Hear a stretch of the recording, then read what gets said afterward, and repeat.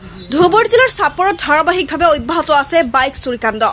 মংগলবাৰে ৰাতিপুৱাই চাপৰৰ নিউ হাতীপুতাৰ পৰা চুৰি হ'ল এখন বাইক আৰু চুৰিকাণ্ডৰ দৃশ্য বন্দী হৈছে চিচি কেমেৰাত।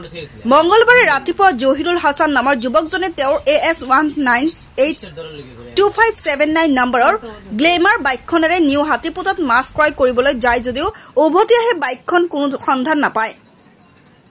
পিছত সন্মুখত থকা দোকান এখনৰ চিচি কেমেৰাৰ দৃশ্য দেখি বাইকখন চুৰি হোৱাটো নিশ্চিত হৈ পৰিছে।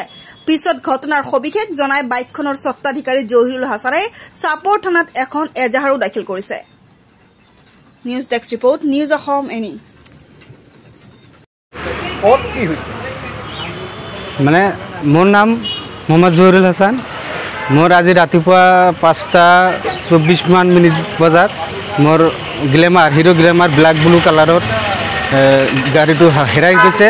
মানে গাড়ীটোৰ নাম্বাৰ হৈছে AS19H2579 হাতীপুতা বজাৰৰ পৰা। মই ৰাতিপুৱা মানে মাছ কিনিবলৈ গৈছিলোঁ তাত, মানে এখন দোকানৰ সন্মুখত মানে বাইকটো ষ্টেণ্ড কৰি মাছ কিনিবলৈ গৈছিলোঁ। কিছু সময় পিছত আহি দেখোন মোৰ বাইকখন নাই। তাৰপিছত হাতীপুতাৰ আশে পাশে মানে খবৰ ল'লোঁ।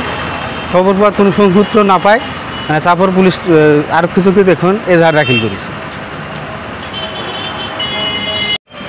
চাপৰ অঞ্চলত মাজে মাজে বাইক হেৰাই আছে। আজিৰ ভিতৰত এজনৰ বাইক হেৰাইছে। আপুনি এগৰাকী সচেতন নাগৰিক হিচাপে কি ক'ব?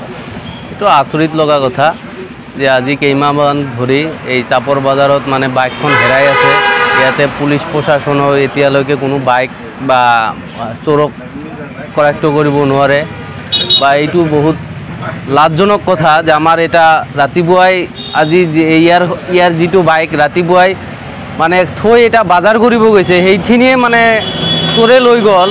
এতিয়া মানে কি বিশ্বাস হ'ব যে আৰু ইয়াতে যে আমি বাইকবিলাক ৰাখিম বা কেনেকৈ ইয়াততো মানে পুলিচ প্ৰশাসন বা কি কৰে সেইখিনিয়ে মানে আমাৰ আৰু ক'ব লগা আছে। চৰকাৰক আহ্বান জনাওঁ যে এইবিলাকৰ অলপ তদন্ত কৰক বা চৰকাৰেও যাতে পুলিচ প্ৰশাসনক অলপ হেঁচা দিয়ক যে বস্তুবিলাক যাতে ঠিক ঠাক থাকে। আৰু এইখিনিয়ে আৰু পুলিচ প্ৰশাসনৰ দুৰ্বলতাৰ বাবেই এনেধৰণৰ বাইক কাণ্ড নিশ্চয় এইটো পুলিচ প্ৰশাসনৰ দুৰ্বলতা, নহ'লে ইহঁতক আজিৰ গ'ল কালি ধৰিব নোৱাৰিলে নিশ্চয় পুলিচ প্ৰশাসনৰ লগত কিবা কিবি এটা আছে আৰু নহ'লেতো চোৰ কৰাইতো হ'ব।